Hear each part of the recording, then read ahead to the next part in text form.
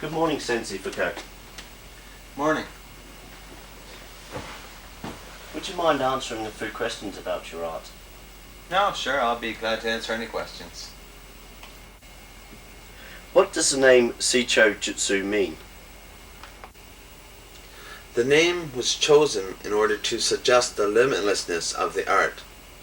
As the name indicates, it is the art of growing. In order to grow, one must evolve through all stages and changes of life. The same holds true for my art, therefore will never stop growing. Each person, as he or she develops further, will also expand the art beyond its foundation. Seicho Jutsu, therefore, is limitless. It is infinite. What inspired you to create this art? In short, my life and my life's experiences. Ever since I was very young, martial arts have always fascinated me. It was like my calling. My parents first enrolled me in judo at the age of 9, and I studied judo for 3 or 4 years. But I knew there was something else out there that I wanted to learn. So judo provided a foundation for your throws and body movements, but there was something else I wanted. So I started studying Taekwondo and karate. And even after studying Taekwondo and karate, there was something else. I felt there was a quest inside of me, and it's this quest that I had which formed to be my inspiration, my driving force to create this art.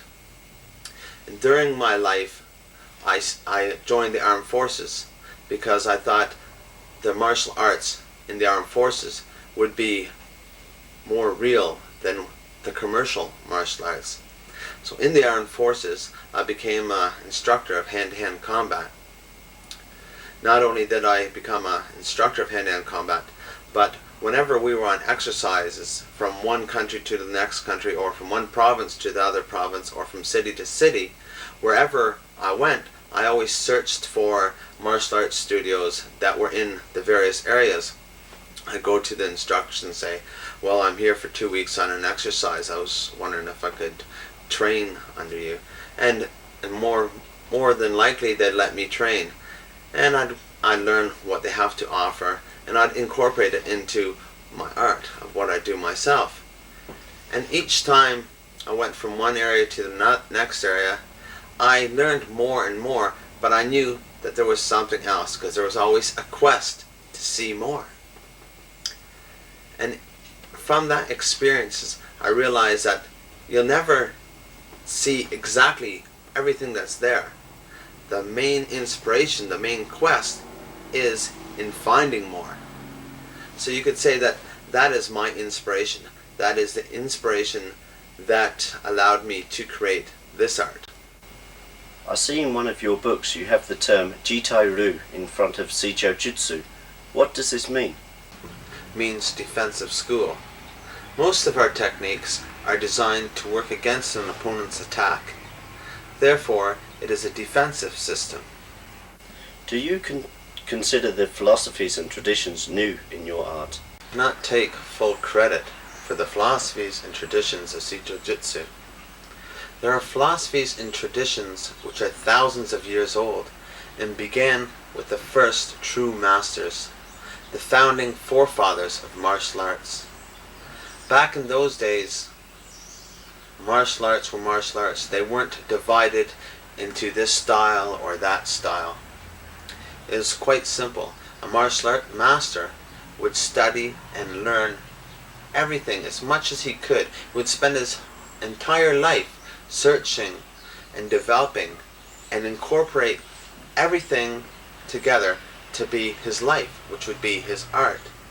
And he would develop himself physically, mentally, and spiritually. And that was the essence of the art. Somewhere down the line, this essence was lost.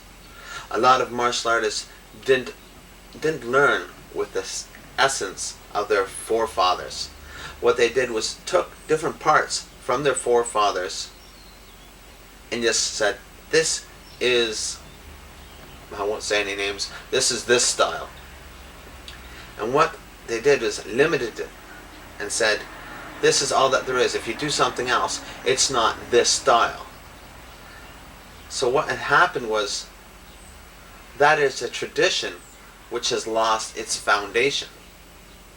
The foundation from the forefathers, which was the essence of the art, was to grow and develop and spend your entire life learning more and more and developing and becoming greater within yourself, because you're developing your own entity at the same time. So looking at that as the first traditions and the philosophy and outlook to developing your art is the same philosophy and tradition and outlook that I use myself. So actually I can't take any credit, because it was all done thousands of years before me. I'm just living the same thing over. And so will my students who follow my footsteps, because my art is the growing art, which stresses not to limit it, because the growing aspect is always changing, developing within yourself. So my students who will exceed me will learn more and will progress my art to be greater than what I have brought it to.